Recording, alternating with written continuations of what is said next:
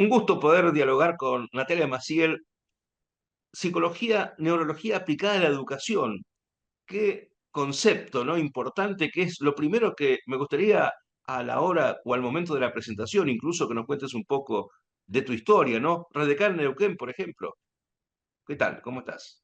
Buenas tardes, bueno, sí, gracias por la invitación. Sí, son disciplinas nuevas que llevan pocos años en Argentina, poco más de 10 años. Yo puntualmente me formé en la Facultad de Medicina en la UBA en Buenos Aires y también tengo otra formación en la Facultad Nacional de Villa María en Córdoba y que tienen que ver más con la neurología y las bases biológicas y neurológicas del cerebro y la psicología aplicada al aprendizaje, que desde las neurociencias entendemos el aprendizaje como a lo largo de toda la vida, no el contexto escolar, sino cómo aprende el cerebro desde que nace hasta que muere, digamos, ¿no? En su día a día, no es el contexto académico escolar solamente, digamos, desde ese lugar, digamos. Estás planteando desde que nace hasta que muere y ahí viene la primera pregunta. ¿Las neuronas siguen creciendo, existiendo hasta los 80, 90 años, por ejemplo, si uno las va desarrollando, el cerebro sigue activo o va empalideciendo sus funciones? ¿Cómo es ese proceso?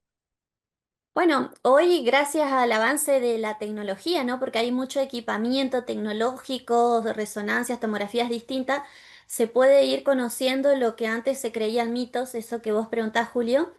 De hecho, el año pasado se levantó una nota acá en la zona, pero era de, si no me equivoco, de Santa Fe, del Instituto Tecnológico Científico Lelvar, creo que era.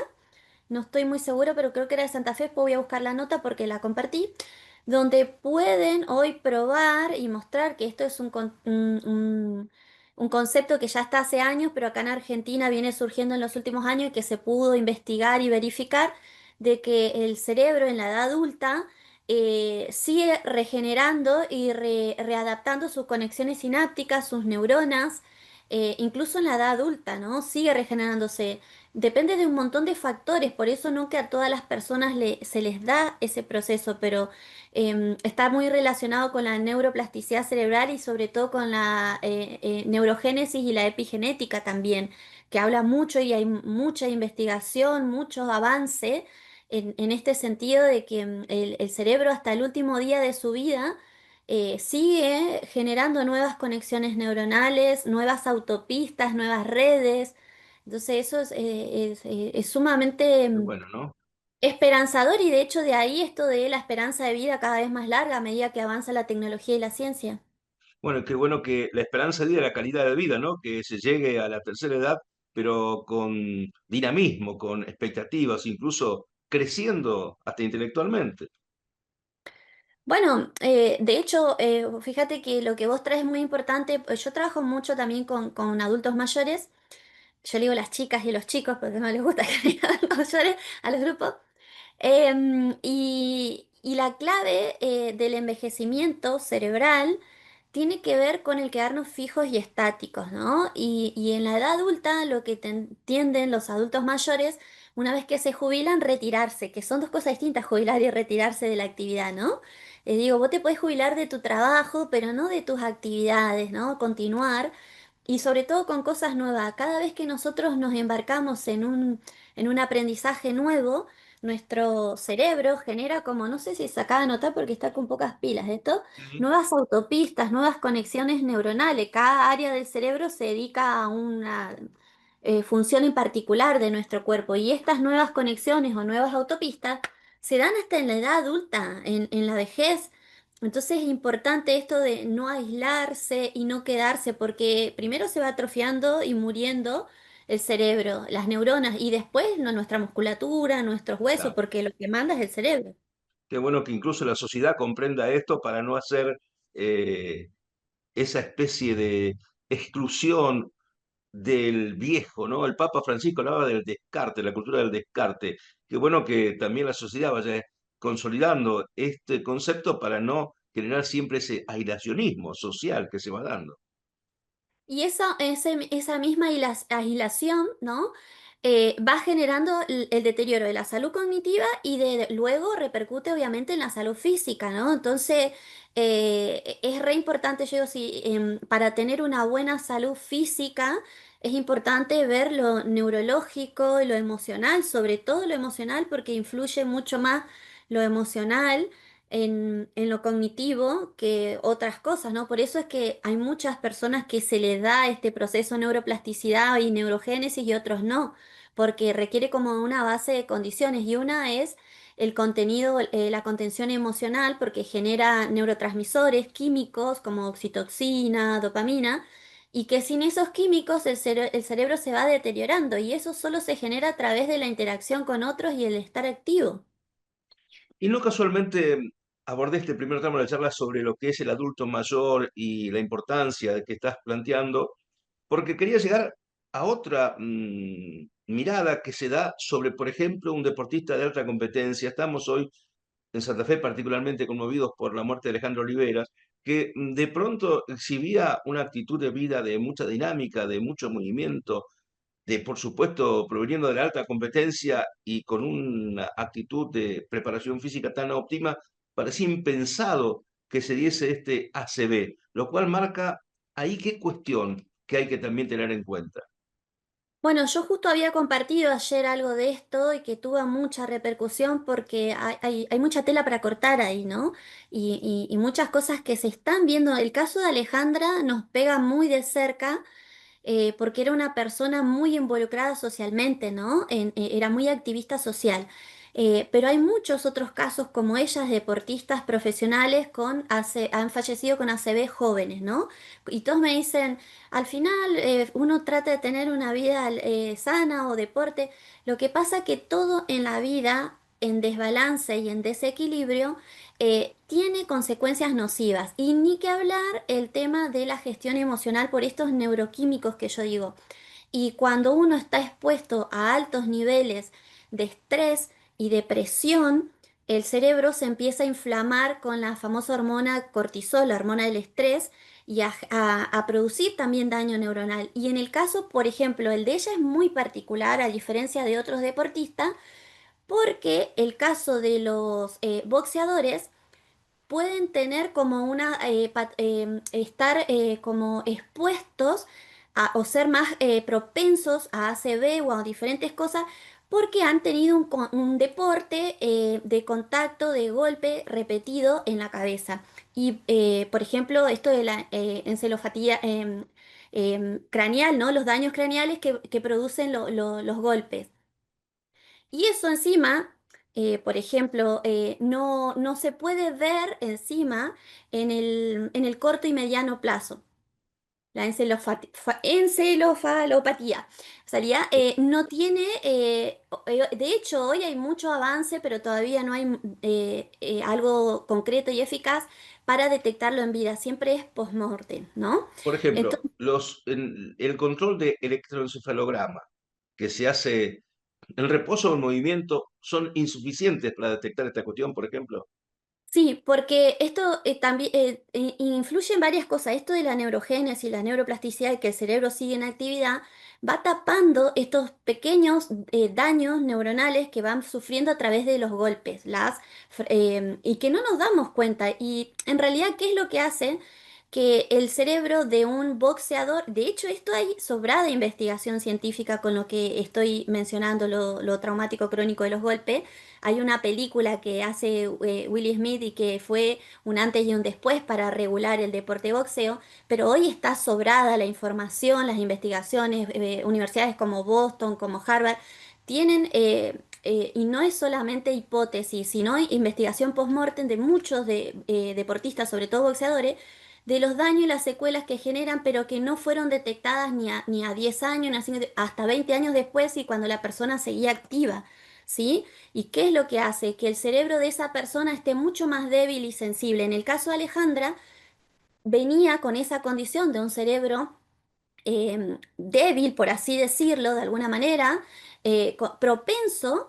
inflamado y sumado a eso el cambio drástico de una actividad a otra, como por ejemplo el deporte, a la exposición pública, ni que hablar que ella practicaba todavía un deporte, yo le llamo deporte extremo, que es la política, estaba en el ámbito político, genera mucha presión. Y ella también tenía una característica por su personalidad, que gracias a ella mucha gente ha salido adelante, que era autoexigente y se autoimponía presión ella misma, que eso es buenísimo porque la llevó a llegar a donde logró llegar, pero todo en desequilibrio y extremo produce daño neuronal y daño cognitivo. Entonces, no estoy diciendo que el boxeo sea el desencadenante del ACV, sino que ella estaba mucho más propensa. Cualquiera de nosotros nos puede dar un ACV, pero una persona que practicaba ese tipo de deporte donde ya está débil y frágil su cerebro, encima una persona con alta exposición, que su cerebro estaba totalmente inflamado, intoxicado de cortisol seguramente,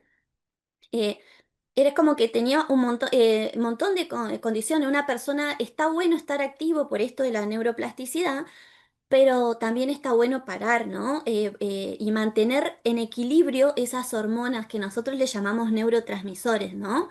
En el Inflamado el caso cortisol. A ver este concepto, inflamación del cortisol. ¿Cómo se produce esa inflamación del cortisol? ¿Cómo se evita el mismo? Porque estás planteando que es una de las causales que pueden generar los ACV, más allá del caso Olivera en particular.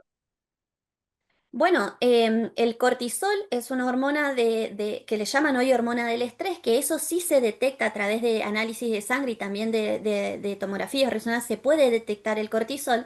Nosotros nos damos cuenta, pero pasamos por alto las señales. Nuestro cuerpo, por ejemplo, empieza a liberar cortisol es un químico que nos prepara para un combate, para un ataque cuando nuestro cerebro interpreta que estamos en peligro, ¿no? O para salir corriendo, necesitamos toda la fuerza para salir corriendo. Para esas dos causales, el cerebro existe la hormona cortisol. Pero para el resto de las cosas, a veces él interpreta que estamos en peligro y no es así, y entonces empieza a liberar en exceso.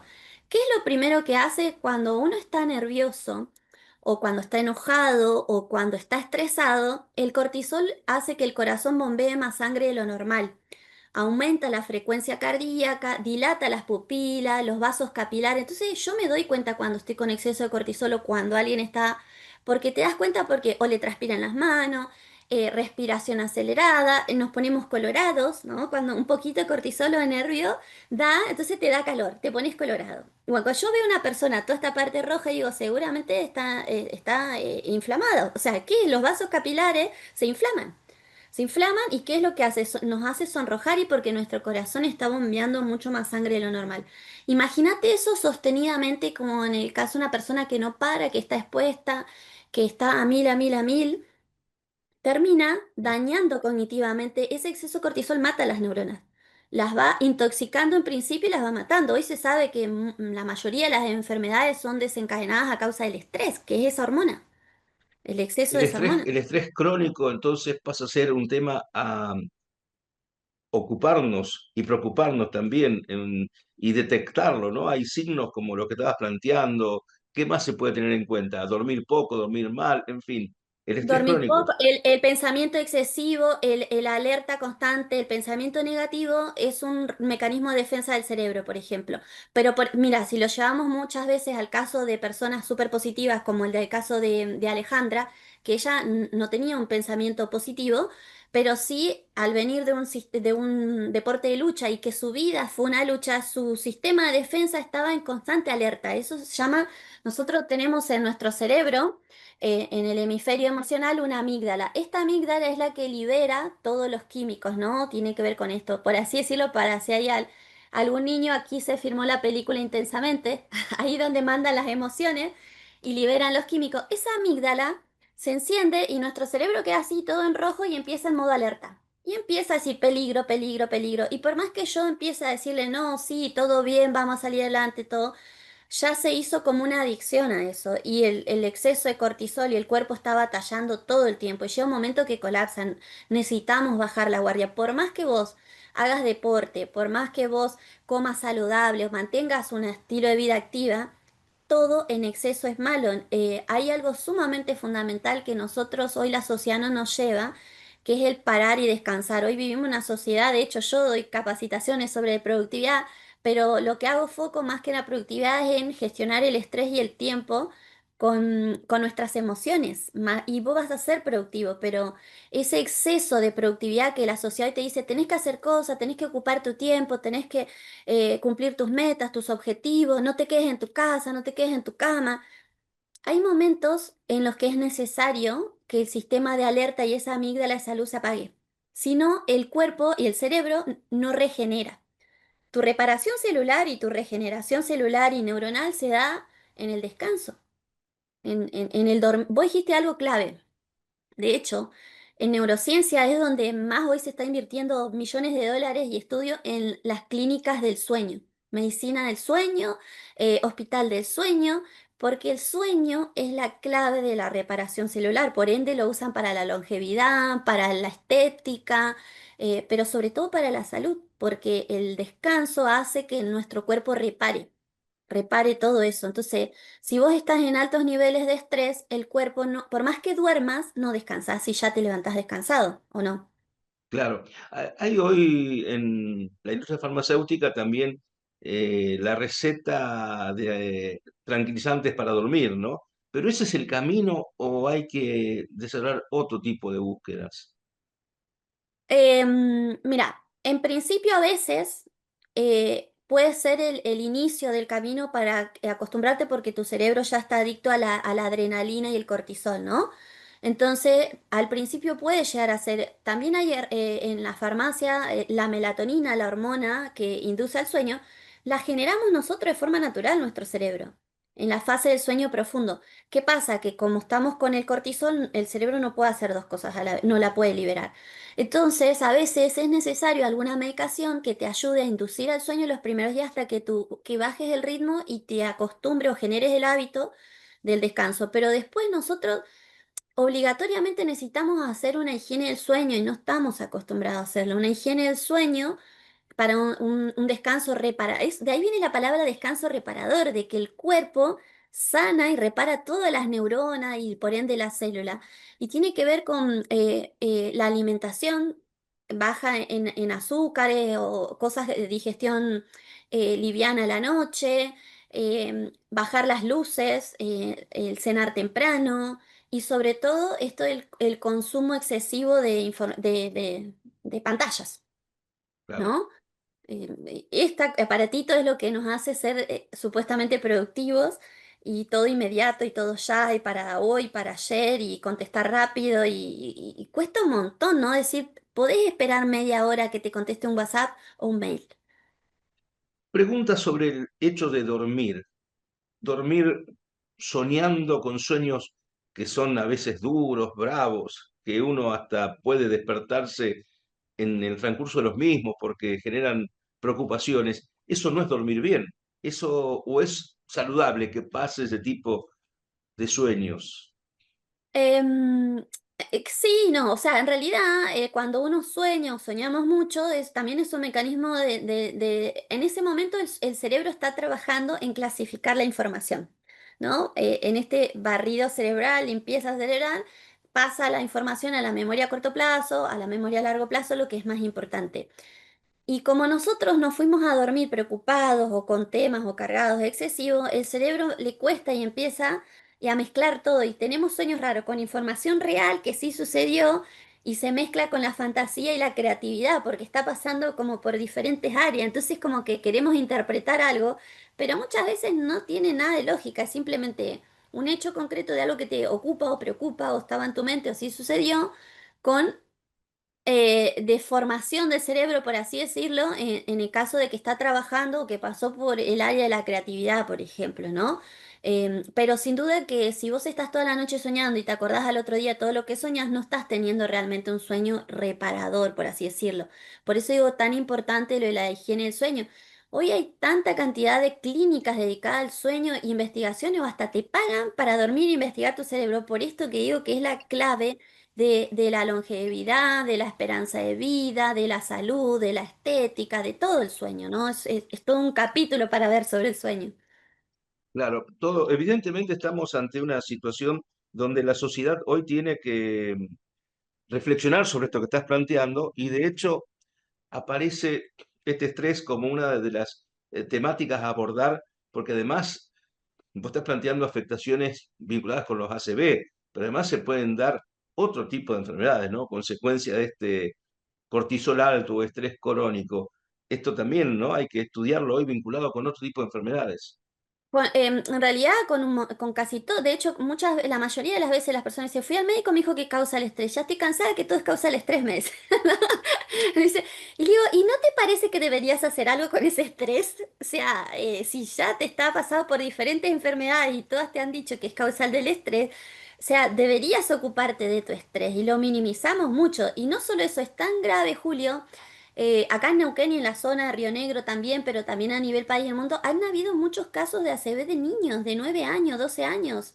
Y tiene que ver mucho, y cuando se investiga, si el contexto y el entorno, la sociedad y los adultos le estamos transmitiendo toda nuestra carga y nuestro estrés a los niños, desde las preocupaciones de sobrellegar a fin de mes, la economía, las peleas de adultos, y los niños están absorbiendo y cada vez más jóvenes, o sea, es re preocupante que antes no se veía, decían eran enfermedades de grandes o de adultos, ¿no?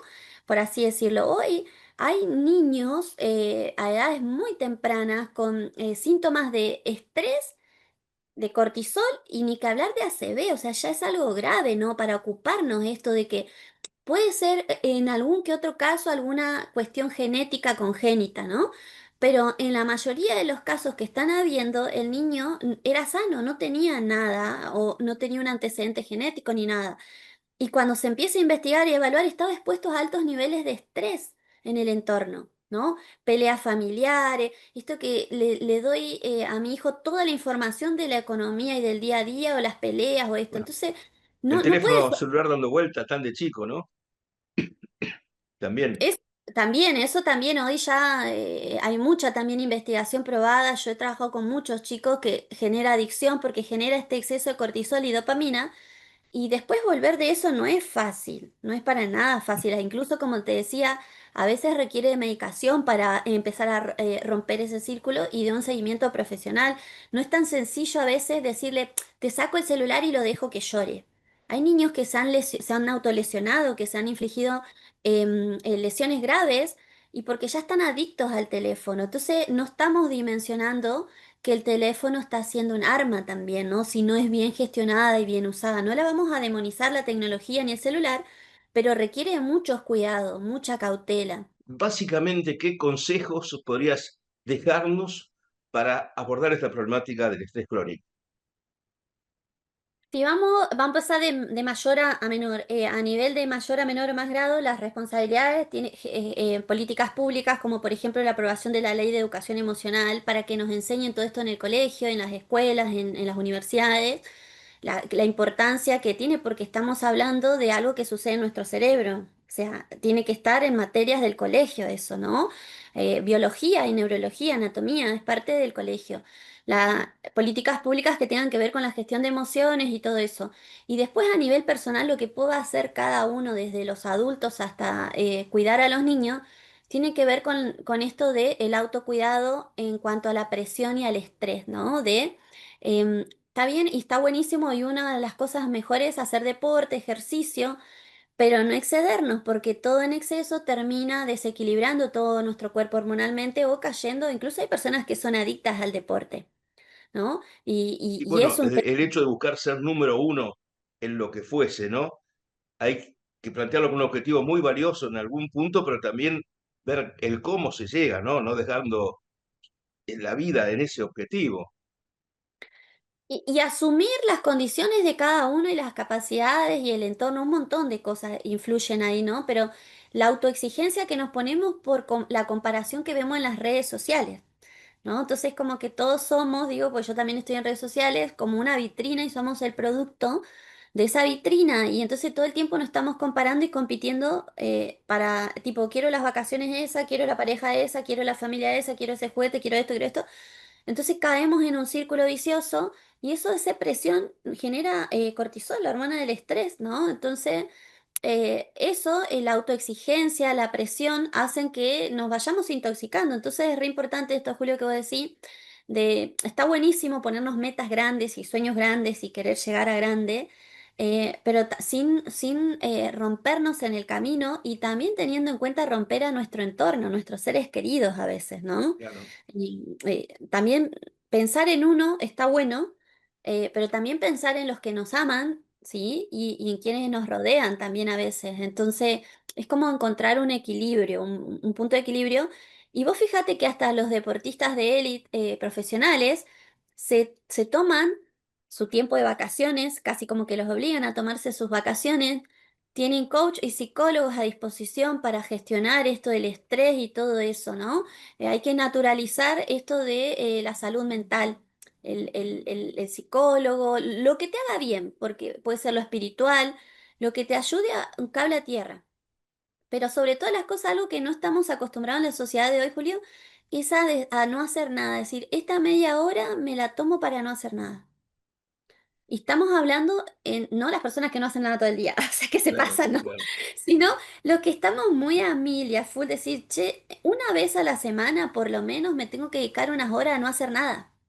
Y me dicen, no, yo en esa hora cocino, algo. No, estoy haciendo nada. ¿Cómo nada? No, nada. No, voy a andar, a mí me encanta hacer esto. No, porque cuando vos estás haciendo una actividad, tu cerebro otra vez empieza a trabajar por más que te guste, ¿no? Entonces digo, el Bueno, pero tipo leer, escuchar música es bueno, es saludable.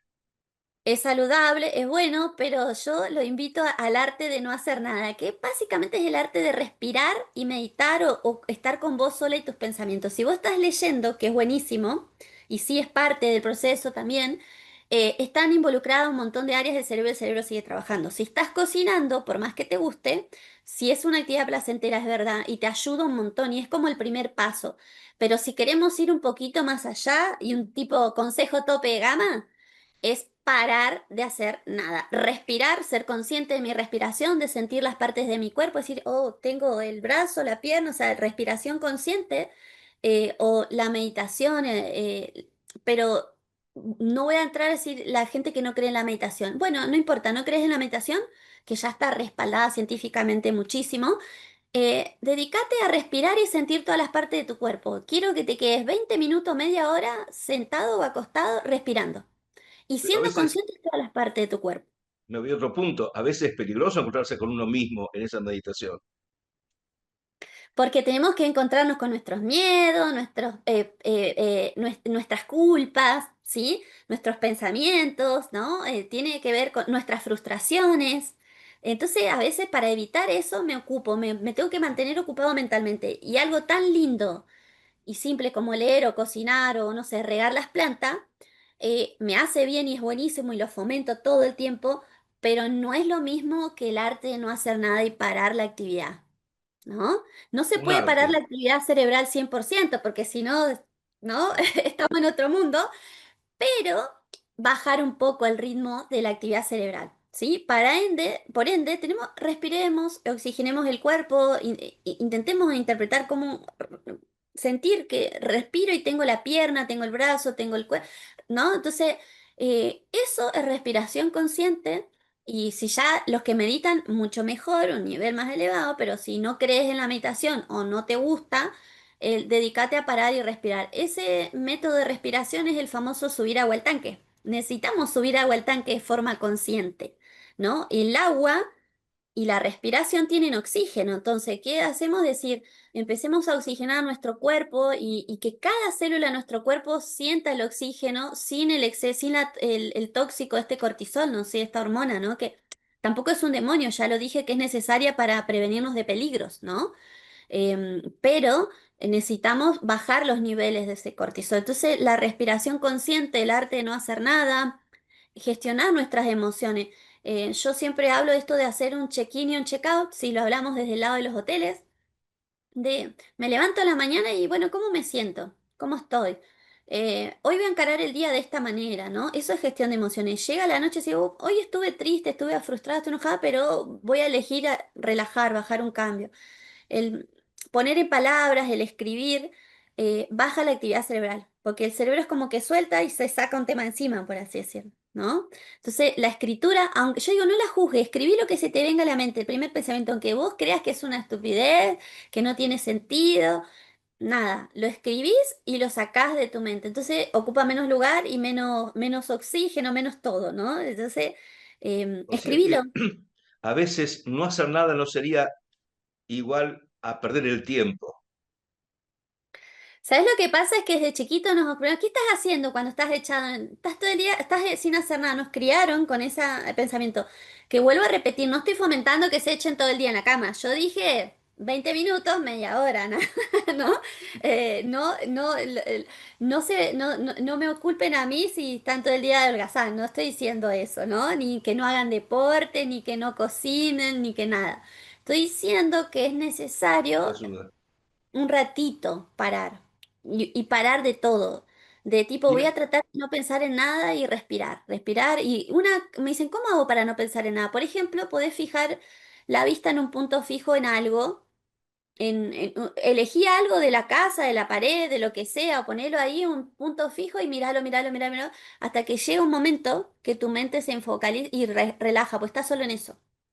Es una técnica que exactamente. ayuda. Y la otra es escribir para bajar la tensión, ¿no? Y esto que hoy tenemos de querer retener todo en la mente. Y yo me acuerdo, vos decime, y no anotamos, ¿no? Entonces eso va cargando, cargando, cargando. Digo, ¿qué te cuesta escribir?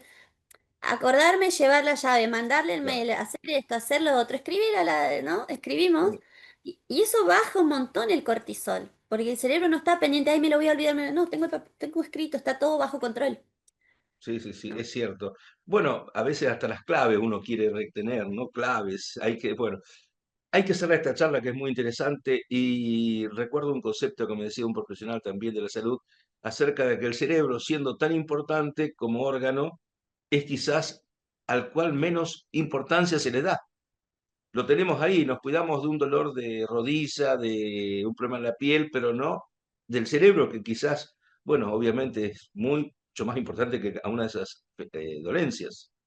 Mira, yo hace unos años estuve ahí en Santa Fe, en Cañada de Gómez, dando capacitaciones fue mucha gente, docentes, y yo les decía, es porque no nos enseñaron ya desde la escuela a socializar y hablar sobre el cerebro. Vos en la primaria no ves el cerebro.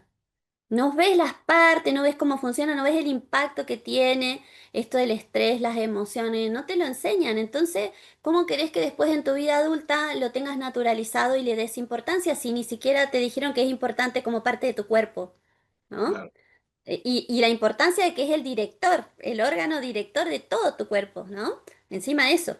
claro, como no Entonces, lo vemos, está tapado en tal una cual, caja. ¿no? Pero es como el hecho de que no lo veamos, no lo tocamos, no quiere decir que no exista como Dios, por así decirlo, ¿no? Yo Claro, sé que siempre digo, siempre cuando digo, mira, el hecho de que no lo veamos, que no lo tocamos, o que a veces no lo sentimos, no quiere, porque el corazón sí estamos acostumbrados a sentirlo, ¿no? Cuando nos claro, late fuerte, te digo, pero el hecho de que no sintamos nuestro cerebro no quiere decir que no existe y que no esté ahí, ¿no? claro. Que no sea Es el importante. director. Y Es encima es el el directo, director. Bueno, encima, ¿no? Natalia, Gracias. muchísimas gracias, una charla muy interesante y por supuesto hemos recorrido este tema y seguramente habrá oportunidad de charlar en otra ocasión. Así que hasta siempre y bueno, allá en Neuquén, en tu punto de trabajo y de vida, ¿no?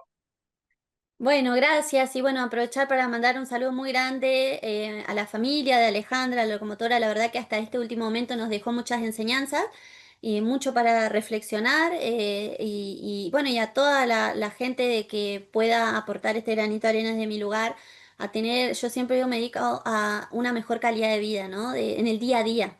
Y sin necesidad de ocuparnos cuando estemos enfermos, sino con todo lo que planteamos es barato, porque en ningún momento planteé salir a comprar algo, ¿no?